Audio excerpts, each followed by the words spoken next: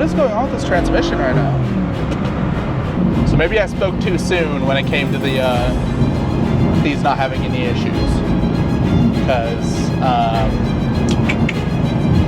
kind of sounding like this one's having issues. Wait, this is supposed to be a supercar review. I have an idea.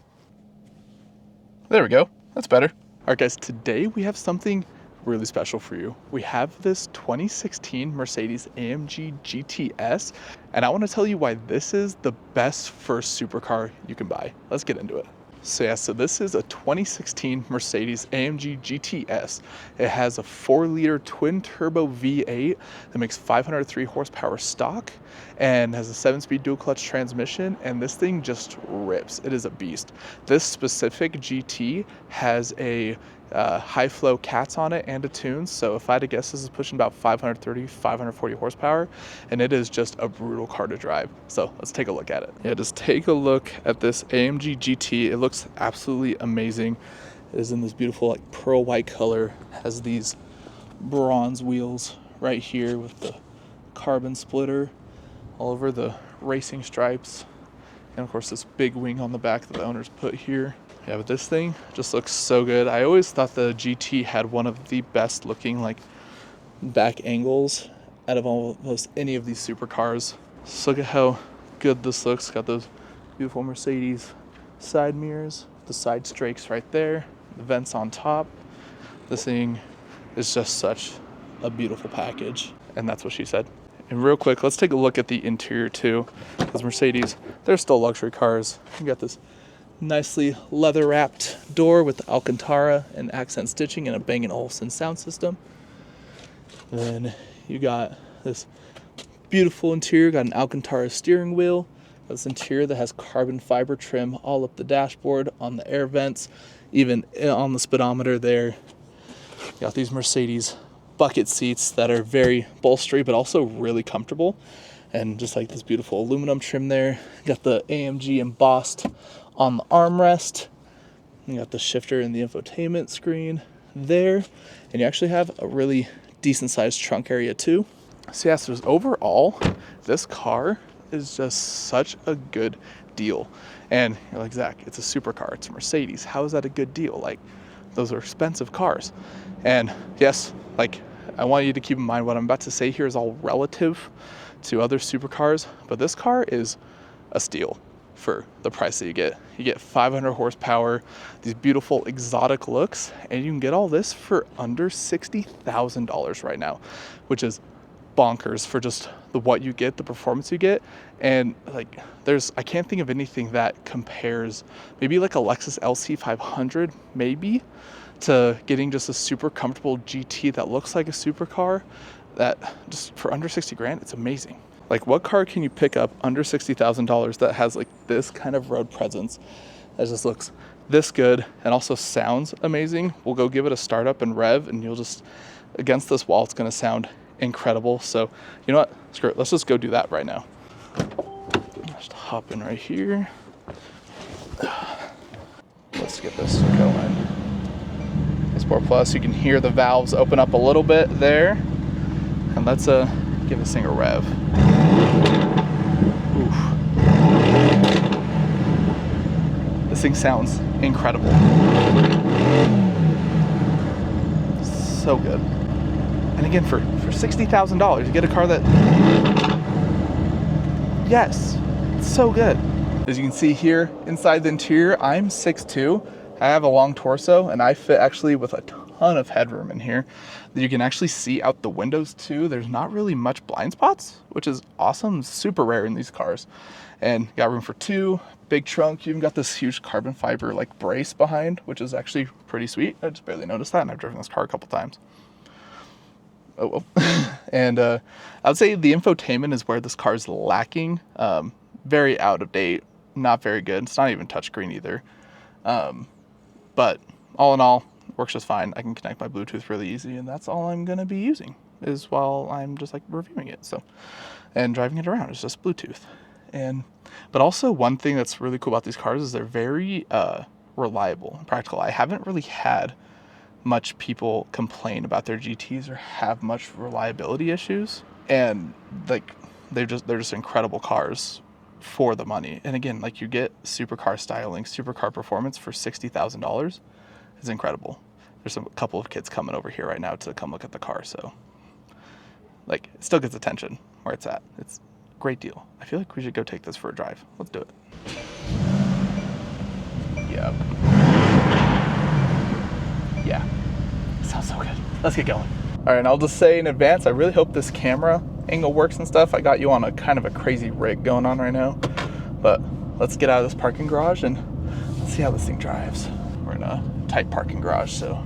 And this is a pretty wide feeling car. They're not big on the outside. They don't look big, but driving them, especially with the huge front end, they feel really big, which like isn't a terrible thing. Like it kind of feels nice feeling in a car that where you feel substantial, I guess is a good way to put it, just because like you don't feel like you're really puny, where like in a lot of sports cars you feel really tiny and small and you feel kind of almost scared being next to traffic, where it's like this car you definitely feel like, no, these people see me and they're not going to hit me because we're fine. And surprisingly, even with this huge carbon front splitter that this car's got, it actually can go over bumps really well, which is one of the nice parts about this car, is that it's actually very like daily usable, which not a lot of cars in this performance bracket really are, or would you want to use them daily?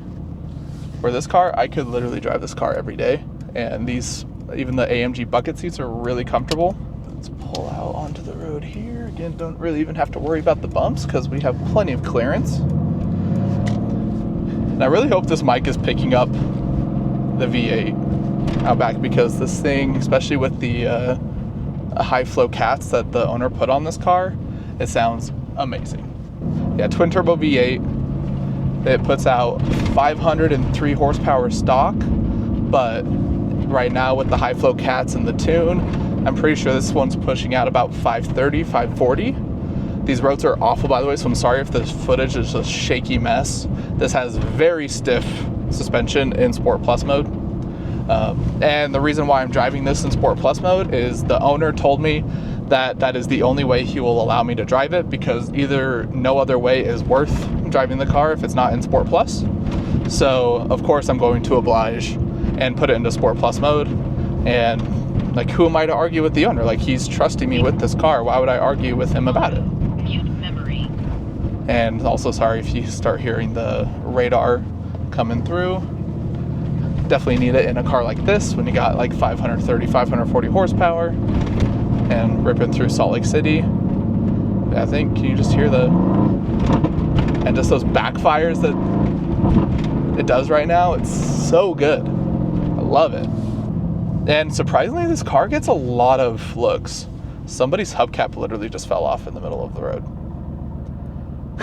Well, but this car gets a lot of looks for being, I would say, more of a subtle supercar, which is kind of surprising, because this car, like, love or hate it, does kind of look like a Mercedes SL a little bit, but just like a little bit better. So it's one of those cars, like, if you put an SL next to it, anybody that doesn't know cars would be like, that's an SL.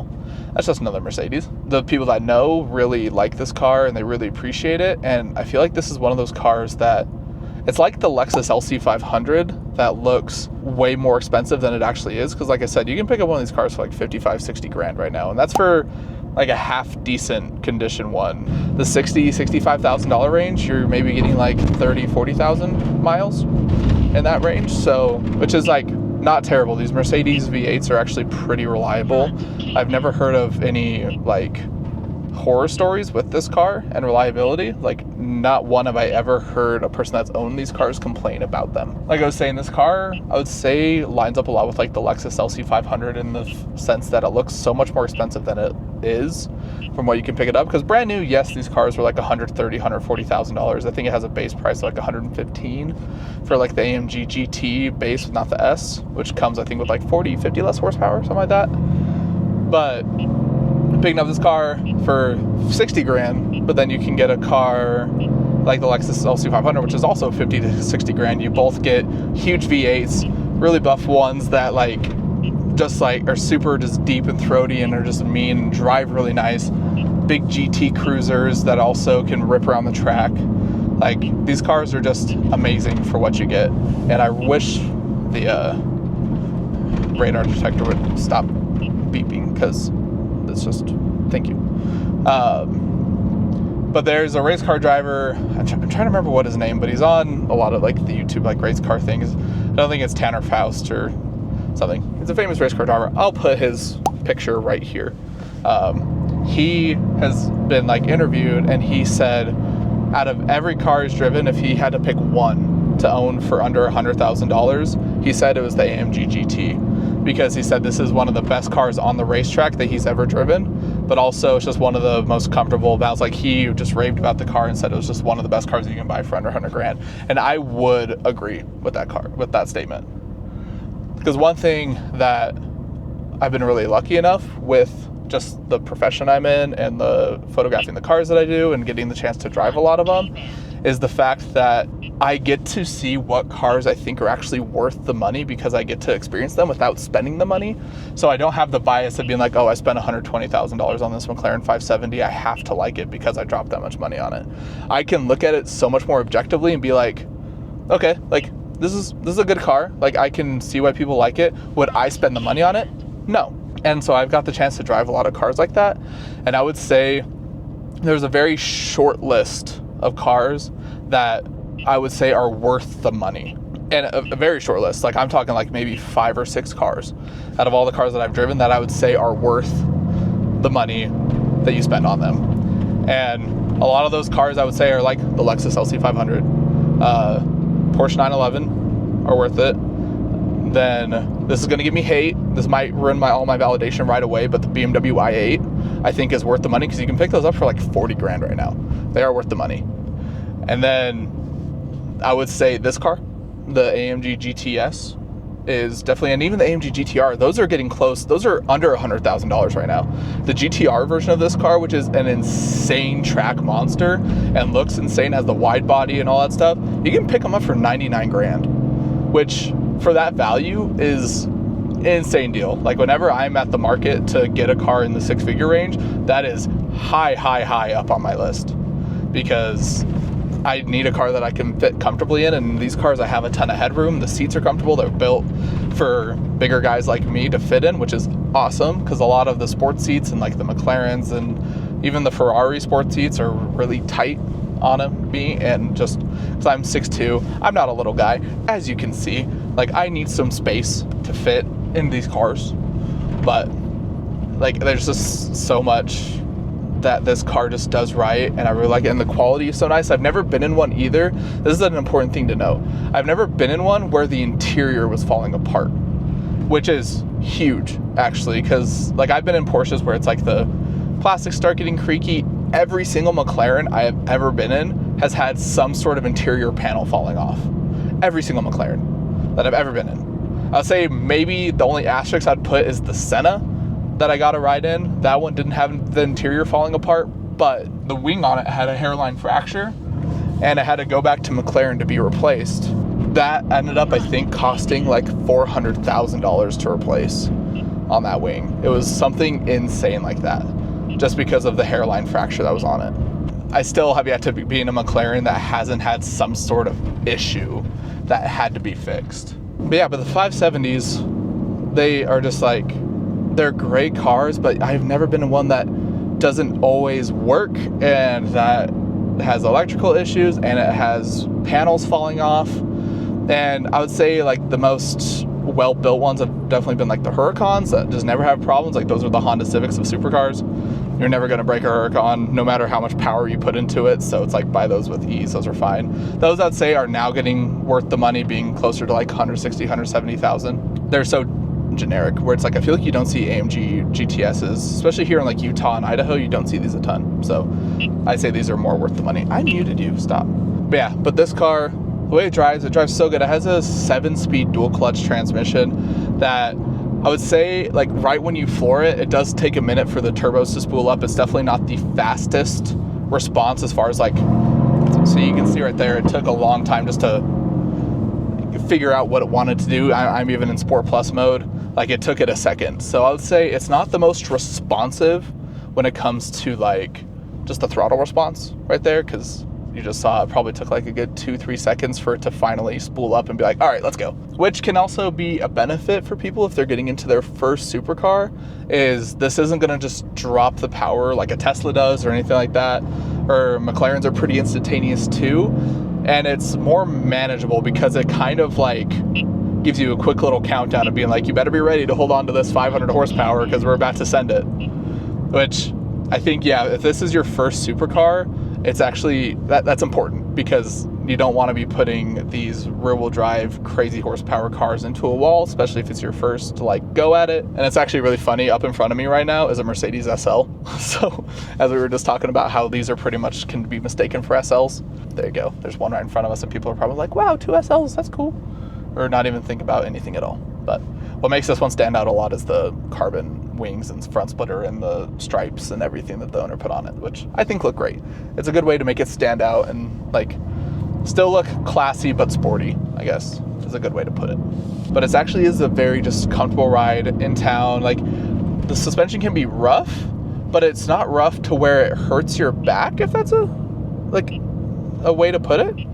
And we're right next to the Ferrari dealership. I gotta look at the cars that they got in there. Got some nice cars up in the showroom. Pretty good. But yeah, this isn't a suspension that's gonna break your back. Like the car's gonna bounce, but these comfort seats, or not, they're not even comfort seats. These are like the AMG Sport bucket seats, but they're actually really comfortable still, which is like awesome.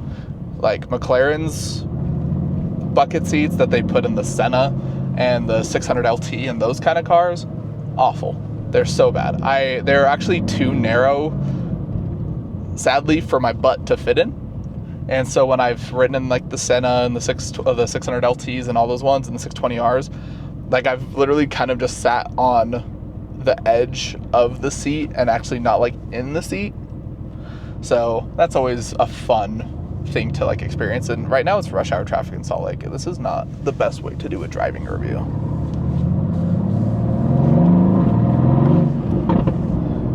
Those backfires sound so good in this car. I love it. So I just want to be able to open it up for you guys here real quick.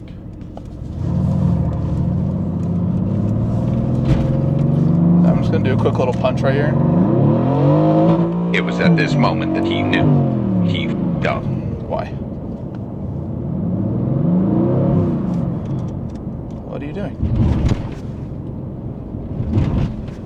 Transmission malfunction.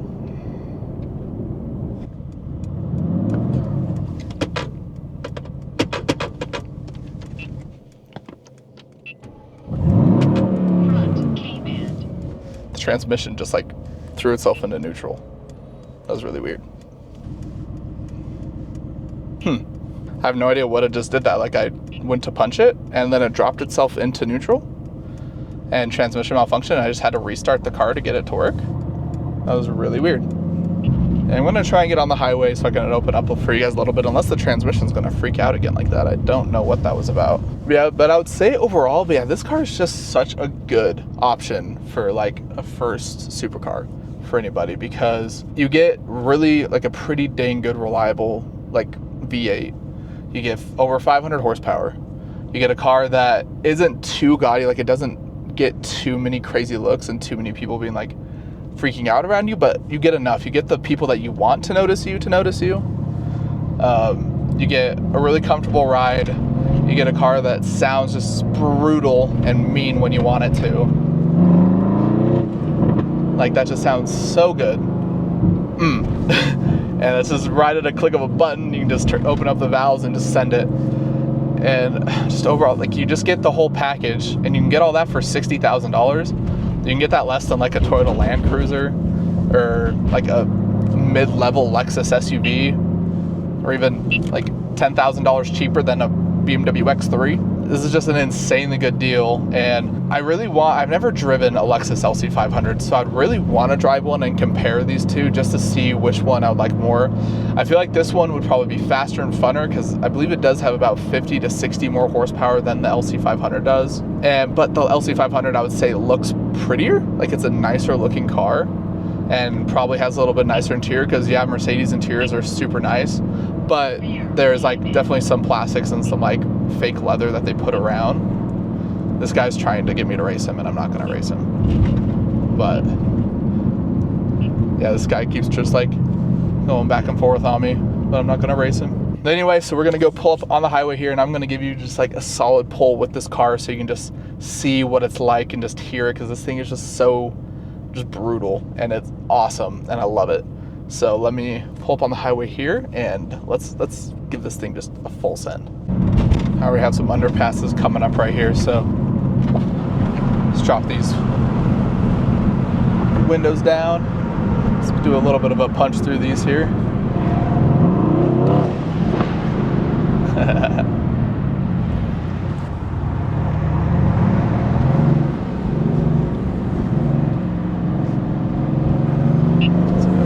Let's go.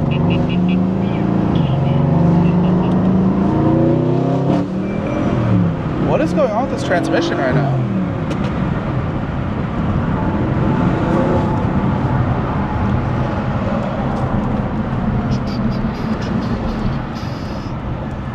Dude, what is happening to his car right now?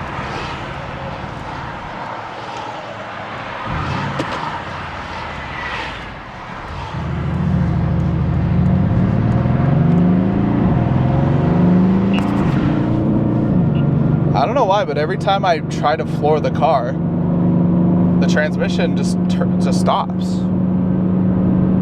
It's like going into like a weird, it just throws into neutral and won't let me accelerate. And I have to turn the car off. I don't know why it's doing that. Is it under like any load?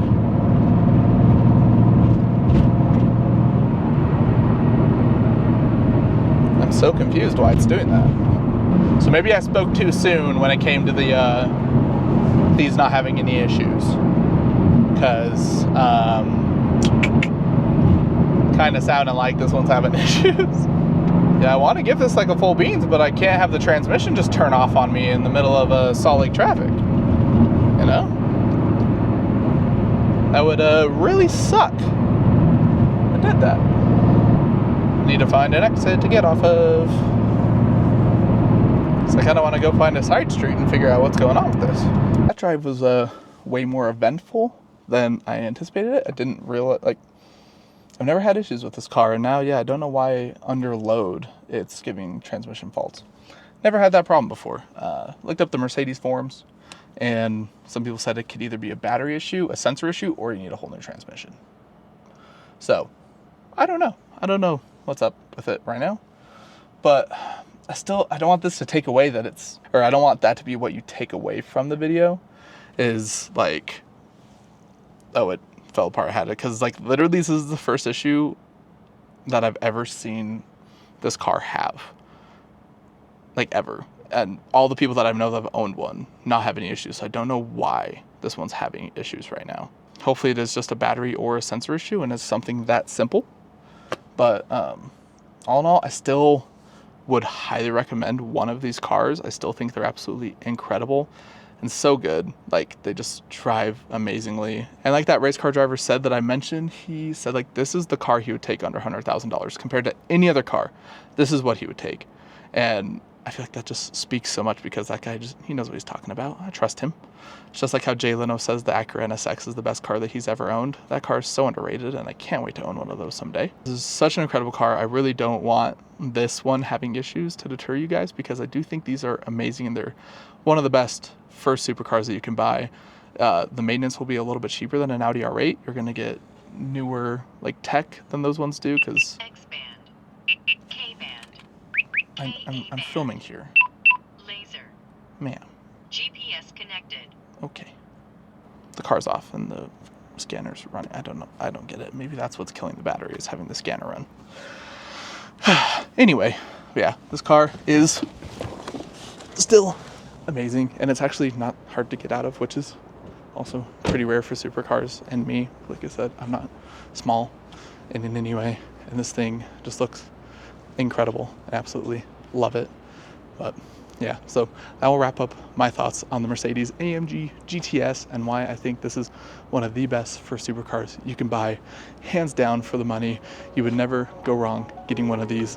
Thank you so much for taking time out of your day to watch this video, spending with me. I really appreciate you being here, and I hope I catch you in the next video. Peace. So I was trying to drive the car back to the owner's house, finished up the review, was having those transmission issues, but now I'm sitting in a parking lot in near downtown Salt Lake City because I can't go more than like 20 feet without like the transmission going into neutral and just kicking itself out. So I guess on these cars, from what I found from the owner and also just looking more online into the issue, that the transmissions do actually have pretty consistent issues with these, but Mercedes do provide an extended warranty on them. So if this transmission is done, he'll be able to get it warranted and get it replaced. But it just sucks that I have to be the one that finds out, like, that it just stops working, that it has to break on. Because I'm not sure if you remember, there's a video that I shot with a Camaro ZL1, and I guess those are prone to some serious oil pump failures right around the 30,000 mile mark. And of course, I borrowed my friend Sean's ZL1 right at 20,000 miles, or right at 30,000 miles, and 32-ish thousand miles, and his oil pump failed while I had the car. So that was fun, losing all the oil pressure when I was trying to drive the car and review it. So yeah, this might be number 2 car to break on me while filming a YouTube video, which is awesome. So cool. Love that for me. X-band, K-band, K-A-band, laser, GPS connected, rear K-band. I don't know why that's on. I'm in a parking lot and just sitting here, and it hasn't been running at all since I started just recording this video. This thing is the most un-YouTube friendly radar detector ever. I hate it. But yeah, so broken down here in this parking lot. So fun. Love it. Love this for me. I don't know what the owner's going to do. I don't know if we're going to have to tow the car and have him tow it to Mercedes for them to look at it tomorrow. He said he would come save me in his truck if the car doesn't fix itself in the next like 20 minutes. So I'm letting the car just be off, chill out for a minute, and then I'll try to figure out afterwards what goes on. But yeah, if I can't get out of this parking lot safely and make it back safely, because I'm 20 minutes away from his house on the highway, so probably like another 30-40 minutes not, and I don't want to tow this car all the way there. That would just really suck if I have to tow with this truck. I don't know. We'll see. So yeah, that's the current situation with this car. I'm glad I got to come down here and review it. It sucks that I had to be the one that found out about the transmission issues. So I'm going to take back a little bit what I said on the video with the reliability. I guess transmissions are a known issue with this car that I wasn't aware of beforehand. So I believe the motor is very reliable, but the transmission itself isn't. And Mercedes has provided like extended warranties and all that stuff for the transmissions to replace them. So hopefully that means that the issue is solved and like putting a new transmission in, and hopefully it won't be an issue. Or I hope this isn't like a Ford Focus situation where with the Ford Focus, the car, like, no matter how many transmissions you put into it, it just didn't work. I had a 2015 Ford Focus that I put 3 transmissions in. All covered by Ford, but still the biggest pain in the world having to drop your car for a week at a time to put new transmissions in often. So yeah, that's the current situation with the car. Really sucks, but well, there's a Tesla that just drove by, asked me about the car, but he doesn't got a transmission to fail. People wonder why my daily's an electric car. Come on, guys. It's obvious. Less parts, less stuff to fix, and then when I get my E28 finished, then I'll have my like gas car to have fun with and do whatnot. But yeah, that now will wrap up today's video. Thank you for watching. I'm going to try and get this car back to the owner's house or to Mercedes, wherever this ends up going. I don't know. I don't know what the rest of my day has in store for me now, so guess we're going to find out. Yeah. Hope I catch you in the next one. Peace.